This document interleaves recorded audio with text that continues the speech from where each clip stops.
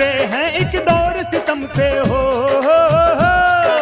गुजरे हैं एक दौर सितम से, पीछे छोड़ उदासी है। खुली हवा में सांस ले रहे हम सब भारतवासी हैं। खुली हवा में सांस ले रहे हम सब भारतवासी हैं। खुली हवा में सांस ले रहे हम सब भारतवासी हैं। जकड़े जंजीरों में अपने देश को मुक्त कराना है, जकड़े जंजीरों में अपने देश को मुक्त कराना है। भारत के बेटों ने जब इस बात को जिद में ठाना है, भारत के बेटों ने जब इस बात को जिद में ठाना है। उन सब में ये एक जवाहर हो, उन सब में है एक जवाहर भी इसका अभिलाषी है। खुली हवा में सांस ले रहे हम सब भारतवासी हैं।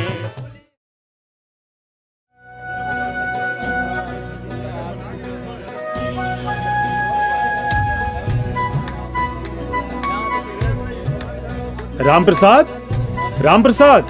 आया साहब। जी साहब। ये किताबें जवाहर के टेबल पे रख दो। मिस्टर मोतीलाल, ये बुक्स तो जवाहर के पास ऑलरेडी होंगी। अरे मिस्टर पीटरसन, ये तो इंडियन केसेस की बुक्स हैं। अब बाप बेटे एक साथ बैरिस्ट्री करेंगे तो यहाँ के केस की जानकारी भी बेटे को हो जानी चाहिए, है कि नहीं? Sure sure. राम प्रसाद। जी साहब। यहाँ का काम खत्म करके दरवाजे पे लग जाना। वहाँ तो तोरण द्वार पहले से ही बना दिए हैं साहब। हाँ हाँ, वो हम देखे ही हैं। बाहर दरवाजे से रोड तक और अंदर दरवाजे से आंगन तक नीचे फूल बिछा दो।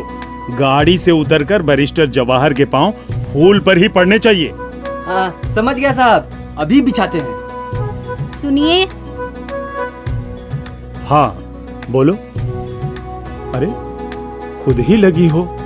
महाराज और उनकी गोल कहाँ है? वो लोग काम में लगे हैं। जवाहर के लिए मैं खीर बना रही हूँ। आप ये सब छोड़िए और थोड़ा बेसन और मंगवा दीजिए। पूरे इलाहाबाद को लड्डू खिलाना है तो खर्चा कीजिए बैरिस्टर साहब। भरपेट लड्डू खिलाएंगे जी इलाहाबाद को। खर्चे से किसको डराती हो? अभी भिजवाते हैं एक बोरी बेसन। आओ मिस्टर पीटरसन, जरा लाला धर्मपाल की गद्दी तक घूम आए। फूलों पर चढ़कर आया वो स्वागत को स्वीकार किया। फूलों पर चढ़कर आया वो स्वागत को स्वीकार किया। किंतु ध्येय उसका ऊंचा था जिस पर सबने उछार किया। किंतु ध्येय उसका ऊंचा था जिस पर सबने उछार दिया। कंटक पथ अपनाए क्या वो, कंटक पथ अपनाए का वो राज रूप बनवासी है। खुली हवा में सांस ले रहे हम सब भारतवासी।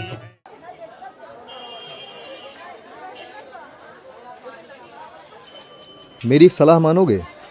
कभी कभी एक रास्ता से उबन हो जाती है। सबके साथ होता है, लेकिन वकालत ऐसा पेशा है जिसके साथ साथ कुछ और भी काम कर सकते हो। इसमें वक्त अपने हाथ में है। तारीख पर तारीख लिए जा सकते हैं। उस बीच जो करना चाहते हो वो करो, एकदम से छोड़ देना। इस पेशे में वक्त है, लेकिन जो करना चाहता हूँ वहाँ से वकालत के लिए वक्त मिलेगा? निर्णय तो लेना ही होगा, यह या वो। अच्छा, तनिक सिलसिलेवार बताओगे कि क्या सोच रहे हो? देखो, ये वकालत में रोज़ सुबह कचहरी आना और शाम को घर जाकर खा पी कर सो जाना, ये मेरी ज़िंदगी का हासिल नहीं हो सकता। देश की जो हालत है उसमें हमारी जिम्मेदारी बहुत बढ़ जाती है और उसके लिए हमारा राजनीति में दखल रखना बहुत ज़रूरी है। वही तो मैं भी कह रहा हूँ कि ये राजनीति वगैरह तो वकालत के साथ भी तो हो सकता है। नहीं हो सकता। क्यों, जरा समझाना। सही कहूँ तो इस वक्त ज़रूरत है कि विदेशी शासन के खिलाफ उग्र राष्ट्रीय आंदोलन हो, लेकिन अभी जो राजनीति चल रही है उसमें इसकी गुंजाइश नहीं दिखाई दे रही है। आज अगर हम इसमें शामिल होते हैं तो कल ही गुंजाइश बना सकते हैं और उसके लिए फुल टाइम सर्विस देनी होगी, यहाँ भी और वहाँ भी। इससे काम नहीं चलेगा। इसका मतलब तुमने निर्णय ले लिया है कि तुम बाकी पूरे अधिवेशन में जा रहे हो? हाँ, मुझे लगता है कि मुझे जाना चाहिए। ठीक है, तुम आगे बढ़ो। तुम्हारी बात में कुछ दम दिखाई दिया तो हम भी आएंगे तुम्हारे पीछे पीछे।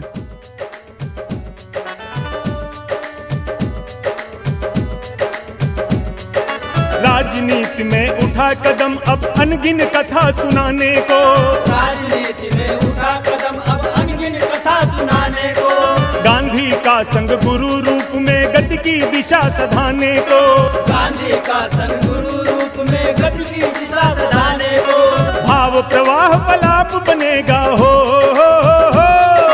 भाव प्रवाह पलाप बनेगा। अभी तो ये मितभाषी है, खुली हवा में सांस ले रहे हम सब भारतवासी। क्या सोच रहे हो जवाहर? पिताजी, रोलक एक्ट के खिलाफ गांधी जी की आवाज पर पूरा देश खड़ा दिखाई दे रहा है। मैं सोच रहा हूं कि मैं भी सत्याग्रह सभा में पूरी सक्रियता से भाग लूं। देखो बेटा, ये मामला आम नहीं है। इस पर एक तरह से कानूनन राजद्रोह का केस बन सकता है।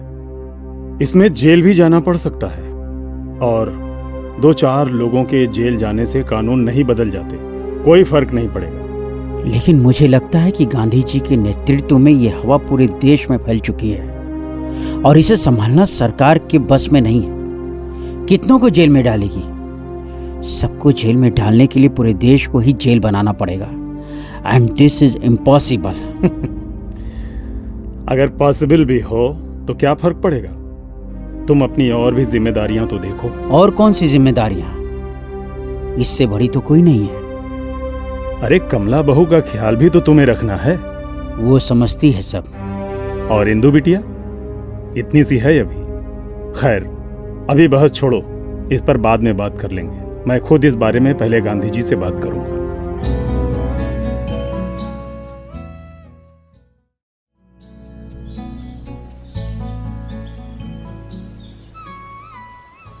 देखो जवाहर, ऐसा काम मत करो जो पिताजी को असहज लगे।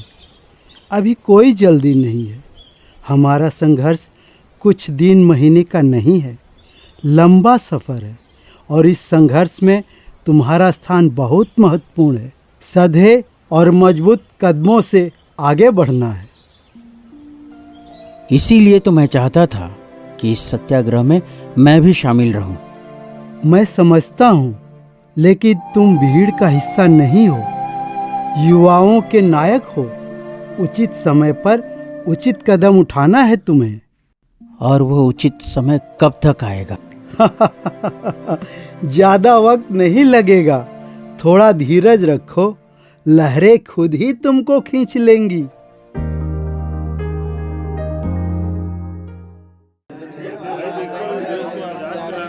साबान, आज बैसाखी है और इस पाक मौके पर हम यहाँ किसी दंगे फसाद के लिए नहीं आए हैं। गांधी जी ने हमें अहिंसा का पाठ सिखाया है। हम यहाँ किसी कानून को चैलेंज भी नहीं कर रहे हैं, बल्कि सरकार से कहना चाहते हैं कि उन्होंने हमारे लीडरान को जेल में डाला है और कर्फ्यू लगाया है। इस पर फिर से गौर।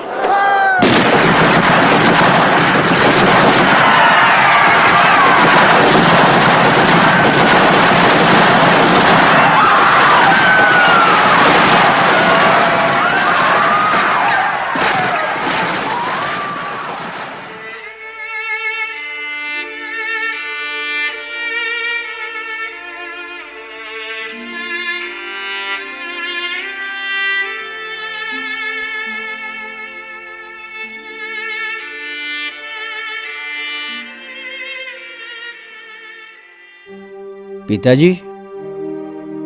हाँ जवाहर। एक व्यक्ति और मिला आज, किसी तरह निकल आया वो अमृतसर से। क्या बताया उसने? क्या कहूं, उसके परिवार के 3 लोग थे वहां, एक अकेला वही बचा है। कुछ बोल ही नहीं पा रहा था वो, किसी तरह इतना ही बताया। कांग्रेस ने जांच कमेटी बनाई है, हमें चलना है पंजाब। कोई ऐसा कैसे कर सकता है? निहत्ते लोग, औरतें, बच्चे, बूढ़े। पागल हो गई है सरकार।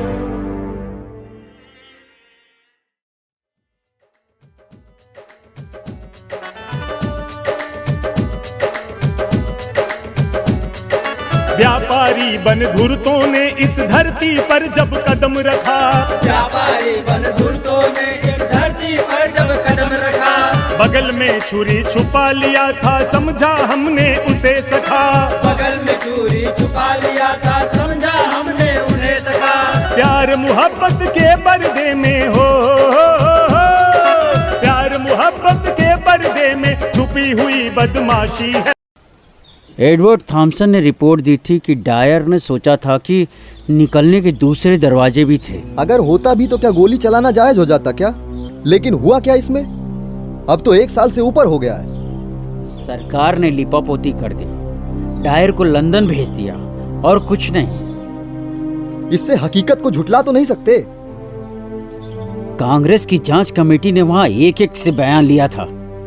सरकार तो कह रही थी कि 379 लोग मरे, लेकिन मैंने खुद देखा, खून के वे निशान चीख चीख के डायर की हैवानियत की कहानी सुना रहे थे। हमारी लिस्ट में 1,500 से ऊपर मासूमों के नाम दर्ज हैं, जिन्हें बेवजह मौत की नींद सुला दिया गया।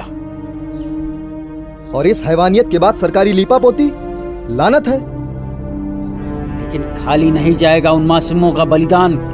उनके बलिदान से इस निर्दयी सरकार के अंत की शुरुआत हो चुकी है।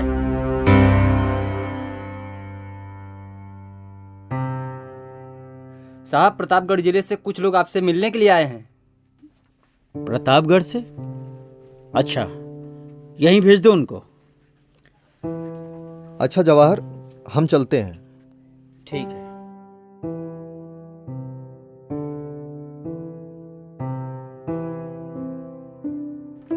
नमस्ते पंडित जी। नमस्ते, बैठिए।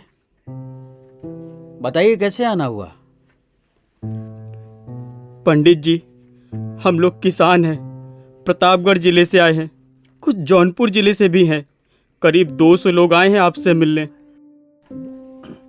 इतने लोग मुझसे मिलने? क्या कर सकता हूं मैं आप लोगों के लिए?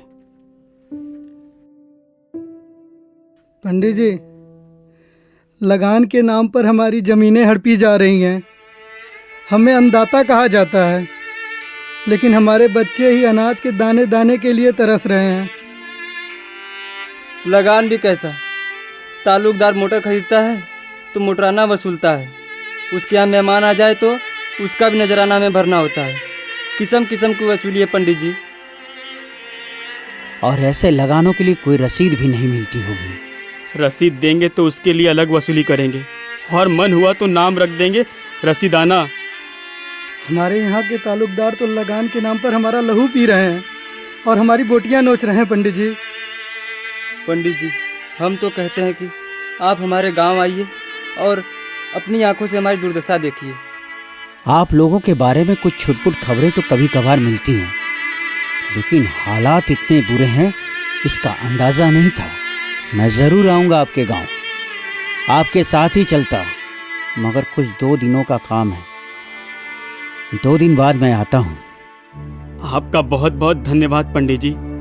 हम लोगों की आवाज़ अगर आप उठाएंगे तो सरकार उस पर जरूर ध्यान देगी। देखिए, गांधी जी कहते हैं अन्याय सहन करना भी अन्याय है, और आप यकीन मानिए अन्याय के खिलाफ किसी भी लड़ाई में आप जवाहर को अपने साथ पाएंगे।